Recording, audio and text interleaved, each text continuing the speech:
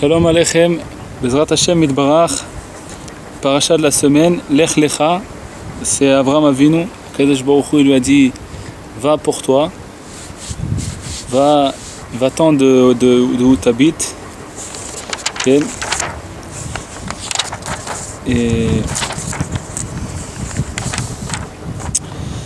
de ta terre, du pays d'où tu es né, de la maison de ton père, vers la terre que je vais te montrer. Et là-bas, je vais faire de toi un grand peuple, et je vais te bénir, et je vais grandir ton nom. Et tu vas pouvoir, je vais te donner les bénédictions dans tes mains, tu vas pouvoir bénir les autres. Et tout ce qui vont te bénir, eh ben, je les bénirai. Et tous ceux qui vont te maudire, je les maudirai. Et tous les peuples du monde, ils vont être bénis grâce à toi. Et Avraham, il a écouté Akadosh Baruch Hu, il est parti faire ce que Hachem lui a dit. Et l'autre, il voulait venir avec Avraham, donc Avraham, il a pris avec. Okay.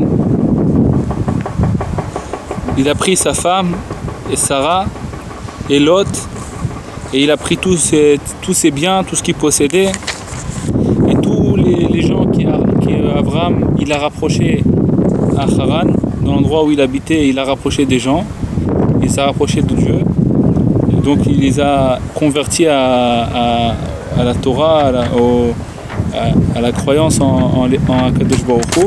Il les a pris avec lui, et il est rentré dans l'Eretz Israël, il est rentré dans la Kedusha. Hachem, il lui a fait montrer c'était quoi Eretz Israël, il a senti la Kedusha d'Eretz Israël. Et Avraham, il s'est baladé en Eretz Israël, il est parti à Shrem, il a prié là-bas pour ses enfants. Il est rentré, il s'est baladé en Eretz Israël, il a construit un temple, un Mizbeach. Et il a vu Akadosh Baruch Hu. Il a vu Hachem, il s'est montré à lui. Et il est parti après à Bethel. Il a construit là-bas aussi un autre temple, un Mizbeach. Et il a appelé au nom de Dieu. Comme ça, Kadosh Baruch Hu, il se balade avec lui, il se balade dans tout Eretz Israël.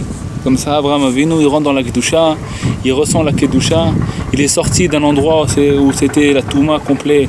Il est rentré dans la Kedusha, il est rentré à l'intérieur de la Kedusha, il a senti des choses très grandes. Il est rentré dans Eretz Israël, Kadosh Baruch Hu, il est parti, il a construit un temple, deux temples. Un à Shrem et après à l'autre à Bethel. Mamash, il a ressenti là-bas la Kedusha. Et tout d'un coup, c'est Akadosh Baruch Hu lui-même, il lui a dit vas-y, sors d'où tu habites, rentre dans la Kedusha, rentre dans Eretz Israël. Et lui, il a écouté Hachem, c'était dur de tout abandonner, d'abandonner tout ce qu'il connaissait pour rentrer en Eretz Israël. C'était pas facile, c'était un des épreuves qu'Akadosh Baruch Hu il a éprouvé à Avraham. Mais il a écouté, il était content, il a retrouvé Akadosh Baruch Hu, il a retrouvé Eretz Israël, il a senti toute la Kedusha et tout. Et quand il est rentré à l'intérieur de la Kedusha, tout d'un coup, Vayir Ha'av Ba'aretz. Tout d'un coup, il est devenu la famine. La famine. Ça veut dire la famine, on peut l'expliquer dans tous les sens. Ou alors la famine est spirituelle, ou alors la famine matérielle. Mamash, depuis tous, ils n'avaient pas de quoi manger. Ils étaient obligés de descendre en Égypte, dans l'endroit le plus tamé qui existe au monde. Encore, il était à Haran, c'était un endroit tamé, mais c'était encore Haran, c'était sa famille, c'était pas comme l'Égypte. L'Égypte, ça représente l'endroit le plus tamé qui existe au monde, le plus bas qui existait au monde à l'époque. À l'époque, c'était l'endroit le plus bas qui puisse exister, c'était l'Égypte. Et Avraham, il est obligé de descendre en Égypte. Il est obligé d'abandonner toute cette Kedusha, que c'est Akadosh Baruch Hu qui l'a fait rentrer à l'intérieur, pour descendre une descente. Vayir Ha'av Ba'aretz, Vayered Avraham, Mitzrayim. Il est descendu, Avraham, dans la terre, en pleine terre de Mitzrayim. Qui kaved Ha'av, la gourcham, qui kaved Ha'av Ba'aretz. Parce que il était tellement, la famine était tellement grande en Eretz Israël, qu'il était obligé de descendre dans l'Égypte. Là, ça vient nous apprendre, il nous dit Rabbi Nathan, il nous répète Rabbi Nathan, pour nous apprendre aujourd'hui Bémet, chaque semaine, on a besoin de ces paroles-là. Chaque jour, on a besoin de ces paroles-là parce que tous les jours, on est confronté à ça. Tous les jours, Mamash, celui qui rentre dans la Vodat Hashem, tous les jours, il a ses montées, ses descentes. Il n'y a pas une journée. Tous les jours, il y a la nuit. Après, il y a le jour et encore une fois la nuit. Après, encore une fois le jour et après, encore une fois la nuit. C'est tous les jours que ça se passe. Donc, on a besoin de ces paroles-là pour se rappeler ça. Que Bémet, Akadosh Baruch Hu, il nous dit, viens, rentre en Eretz Israël, rentre dans la Kedusha. Et la personne, elle vient, elle veut venir, c'est un juif, il est comme Avraham Avinu. Et il veut rentrer dans l'Eretz Israël, il vient rentrer dans l'Eretz Israël, il rentre dans la Kedusha. Et quand il rentre dans la Kedusha, maintenant Hachem Yitbarach, il veut le laisser, il veut qu'il retourne où il était, même encore plus bas que où il était, parce que lui maintenant Avraham, il doit redescendre en Égypte, c'était encore plus bas que Haran. Et tout ça pourquoi? Bémet, tout ça c'est pour le bien. Parce qu'Avraham Avinu, il a été là-bas et il a repris de là-bas des étincelles saintes qui étaient là-bas, ils étaient perdus là-bas, en Égypte. Il devait les ramener. Et c'est ce qui a marqué après dans la paracha que Avraham Avinu, il est descendu en Égypte et quand il est revenu d'Égypte, Vayal Avraham Mimitzraim, et Vayal Avraham Mimitzraim, il est remonté à Avraham de l'Égypte. C'est-à-dire quoi il est remonté? Pourquoi il est remonté? Il est remonté de sa descente où il est tombé là-bas en Égypte. Lui avec sa femme et avec tout ça. Et Avraham, il était, comme c'est marqué au début, Avraham, la famine, elle était très lourde. Là, il a marqué qu'Avraham, il était très lourd en bien. Il avait beaucoup de richesses. Il était très lourd. Au début, il a marqué que la famine, elle était très lourde. Et là, quand il remonte Avraham, là, il était très lourd. Ça, c'est bien, ces possessions qu'il a acquises en Égypte. Ça veut dire que selon la descente, comment la personne, Hachem, il fait descendre des descentes comme ça, ou alors la famine, elle est très grande. C'est quoi la famine, elle est très grande? Des fois, la personne, elle vient, elle rentre dans la Kedusha, Kadosh Baruch Hu, il lui fait montrer c'est quoi la Kedusha, il lui dit viens dans la Kedusha, il lui fait goûter des goûts, et après ça peut être la famine. Il n'y a plus de goût. La personne, elle vient, elle prie, elle étudie, il n'y a plus de goût, elle veut faire les mitzvot, elle sent qu'elle est complètement éloignée d'Akadosh Baruch Hu. Malgré tout, la personne, elle ne doit pas se désespérer et te dire Rabbi Nathan, pourquoi tu dois descendre en Égypte? Parce que là-bas, il y a des étincelles saintes qu'on doit remonter. Et nous, on ne comprend rien, Bémet. Et Avraham Avinu, il a compris tout de suite qu'il ne comprend rien. Il n'a pas posé de question. Il a compris qu'Akadosh Baruch Hu, il est trop grand pour pouvoir poser de questions sur lui. Moi, je vais vous raconter une petite histoire, on va continuer de l'écouter à la chôte, mais maman, c'est une petite histoire qui m'est arrivée la semaine dernière avec mon fils. J'ai un petit garçon, il s'appelle Ephraim. Il a 4 ans à peu près. Et ma femme, elle est partie se reposer 2-3 jours chez ses parents. Et moi, j'ai gardé les enfants. Et il m'a dit, le manger n'était pas prêt à l'heure qu'il faut, puisque c'est pas ma femme qui était à la maison, c'était moi. Donc lui, il est rentré de l'école, et il a dit, j'ai faim. J'ai dit, bon, je vais te préparer des pâtes. Attends que je te prépare les pâtes. Moi, j'ai mis les pâtes sur le truc et tout, sur le fourneau, sur comment on appelle ça, le gaz.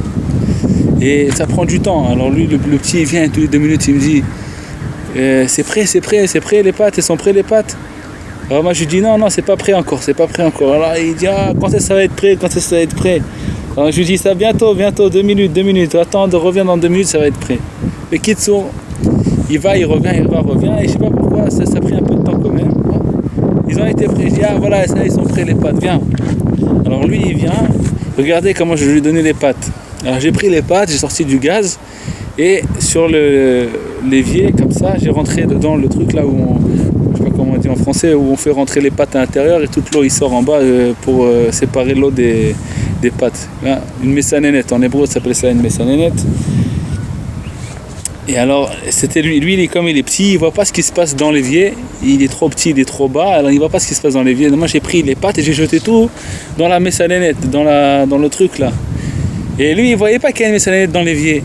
Il a dit papa, t'as jeté toutes les pâtes, t'as tout cassé, t'as tout jeté. Alors moi je lui ai sorti les pâtes, je lui ai donné et tout, je lui ai dit mais non, j'ai pas jeté, c'est pour te les préparer que j'ai fait ça. Mais comme ça, Kadosh Baruch Hu, j'ai pensé à ça après, que la personne, elle se pose des questions où elle sait pas préparer des pâtes.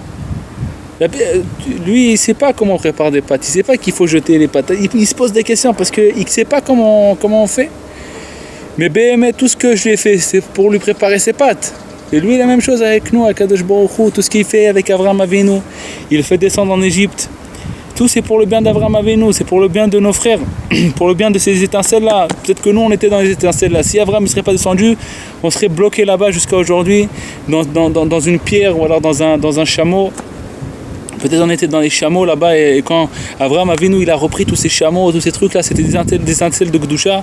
Il a tout rentré dans la Gdusha, il nous a sortis, il nous a triés de là-bas. Comme on trie des pâtes, maman, on trie, l'eau elle descend, elle se jette et on sort les pâtes de ça et on peut manger les pâtes après, la même chose. Abraham Avinu est descendu à Kadosh Baruch Hu, il a fait un tri pour Abraham Avinu, mais c'était difficile. Maman, au moment où Abraham Avinu devait descendre, il devait maintenant, si il aurait pu se dire comment Akadosh Baruch Hu me fait rentrer dans la Kedusha, maintenant il me jette de la Kedusha. Lui, Abraham Avinu, il ne s'est pas posé de question. Il s'est dit, voilà, maintenant j'étais dans la Kedusha, maintenant Akadosh Baruch Hu, il décide de moi autre chose, alors je vais faire ce que Akadosh Baruch Hu, il dit. Mais Akadosh Baruch Hu, il t'a promis qu'il va te donner la terre, il va te bénir, toi et tes enfants et tout dans la terre. Comment maintenant il jette toutes les pattes? Toi, c'est pas ton problème. Comment ça? C'est comme ça, c'est le chemin pour arriver. C'est ça qu'il a compris Abraham Avinu. Et nous aussi, on doit comprendre ça, Bémet. Que tous les chemins qu'Akadosh Baruch Hu il a, un jour, Akadosh Baruch Hu, maintenant c'est la nuit, après c'est le jour, et après quand on est dans le jour, on est content, Baruch Hashem, le jour et tout, et après ça retombe la nuit. On dit alors quoi? Ça y est, maintenant c'est la nuit. Maintenant il va voir le jour après la nuit, c'est comme ça, on est habitué nous, on sait qu'après la nuit il va voir le jour, donc on se pose plus de questions sur ça, et même dans la Vodat Hashem c'est pareil, Béhémet, on doit savoir qu'après la nuit, Béhémet, il va voir le jour, Alors il dit Rabbi Nathan,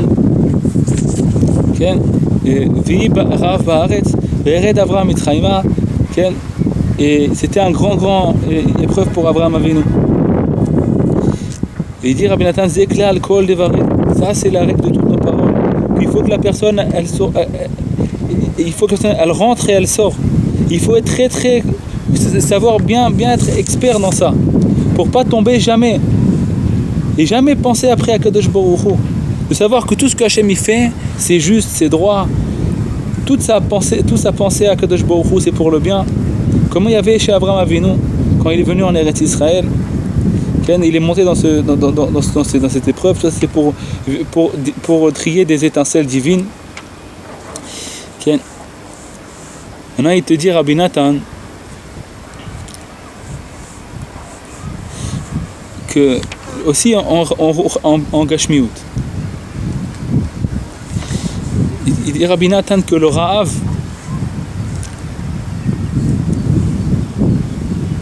c'est-à-dire qu'il faut Abraham Avinu quand il est revenu, voilà, ça, il te dit Rabbi Nathan d'abord quand il est revenu Abraham Avinu en Eretz Israël après d'être descendu en Égypte, quand il est revenu, il est reparti tout de suite dans l'endroit où il avait construit là-bas le temple. Il est parti refaire des sacrifices là-bas. C'est pour nous apprendre qu'il faut toujours crier à Hachem Yitbarach. Dans les montées, dans les descentes, il faut toujours appeler Hachem Yitbarach, parce qu'un sacrifice, ça représente la prière. Aujourd'hui, on fait les prières, on n'a plus de temple, on n'a plus de Beth Mikdash, donc on fait des prières à la place, ça représente les sacrifices, et c'est la même chose. Donc il faut toujours prier à Hachem Yitbarach, ou alors quand on est en descente et quand on est en montée. Il dit, ça vient nous donner une allusion que la plus grande des descentes de la personne, c'est quoi? C'est à cause de la nourriture, puisque la personne elle doit se nourrir et il lui manque la parnassa. Ça représente quoi? Ra'av, c'est la famine, ça représente le manque de parnassa. À cause de ça, Abraham était obligé de descendre en Égypte. Que ça représente quoi de descendre en Égypte? C'est le troublement du commerce, que la personne elle doit rentrer dedans et rentrer sa tête dedans, et que ça c'est un grand danger de la passion de l'argent. C'est-à-dire que quand au début il va pour nourrir sa famille, donc c'est très bien, c'est une mitzvah, et en faisant ça, Bémet, il va faire un tri de plein de étincelles divines et tout, il va pouvoir acheter avec ça de la nourriture, et sa famille va pouvoir manger et grandir dans la Torah et dans les mitzvot, Bezrat Hashem Yitbarach, et la bracha sur le manger, et s'habiller comme il faut pour le Shabbat et tout. Donc c'est un tikkun qu'il est en train de faire, mais quand il rentre dans le commerce, il y a un grand danger, c'est qu'il veut s'enrichir, la personne veut s'enrichir après. Elle veut s'enrichir, et ça représente la ta'avat mamon, c'est la passion de l'argent. Ça c'est de la avoda zara, il dit Rabbi Nathan c'est avoda zara, et ça représente que Abraham Avinu est descendu en Égypte. Aval Prinat Avraham, Shuish Israëli, maintenant Avraham quand il descend en Égypte, que lui ça représente le juif, il est très très fort, très expert dans la rentrée et dans la descente, dans la rentrée et dans la sortie. Et là-bas aussi, en plein milieu du commerce, il veut pas complètement s'enfoncer dans cette passion de l'argent. Et là-bas, il se rappelle d'Hachem Yitbarach. Et en se rappelant d'Hachem Yitbarach, alors il fait des tris là-bas. Il fait monter ses tris, il fait monter tout à Kadosh Baruch Hu. Et il ne tombe pas dans la passion de l'argent. Il ne va pas à Chazvé Shalom pour gagner encore 100 shekels, il va à Chazvé Shalom mentir ou alors voler ou alors Chazvé Shalom. Au contraire, il va se rappeler d'Akadosh Baruch Hu et tout ce qu'il va gagner de l'argent, il va mettre de côté pour donner à Tzedaka et il va penser pour se rapprocher d'Hachem Yitbarach qui est en train de faire et servir Hachem Yitbarach. Et il va garder l'étude de la Torah, les moments où il va étudier la Torah, Bezrat Hachem Yitbarach, de garder un temps tous les jours pour se rappeler de Dieu tous les jours. Parce que si la personne, elle rentre complètement dans le commerce et elle ne garde pas un temps par jour pour l'étude de la Torah, pour se rappeler des paroles de Rabbi Nathan, pour se rappeler des paroles de Rabbeinu, c'est sûr que la personne elle va complètement, le Yitzhara, il va l'avaler. Parce que c'est une passion immense, la passion de l'argent, que la personne quand elle rentre dans un commerce, n'importe qui, même des grands tzaddik, si ils abandonnent la Torah, ils étudient plus la Torah tous les jours, ils vont complètement oublier la Torah, ils vont être enfoncés dans le commerce, ils vont complètement oublier, ils vont faire que ça après, ils vont penser qu'à s'enrichir et après ils peuvent arriver Chazvé Shalom à mentir et à voler et tout ça, et donc ils font plus de tri comme il faut. Ils tombent, ils sont avalés eux-mêmes, ils peuvent pas trier puisque eux-mêmes ils se sont enfoncés dedans, Chazvé Shalom.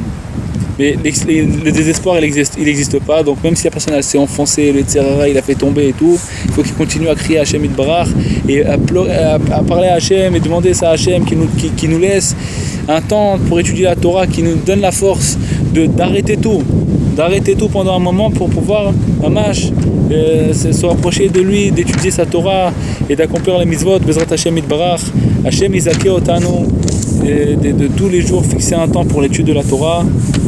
Et puis de savoir que toutes les descentes c'est que pour le bien, Kadosh Baruch Hu, c'est que pour le bien, donc de crier à Hachem, d'appeler Hachem de tous les endroits les plus bas, Bezrat Hachem Yitbarach, Shalom Aleichem, Kol Tuv.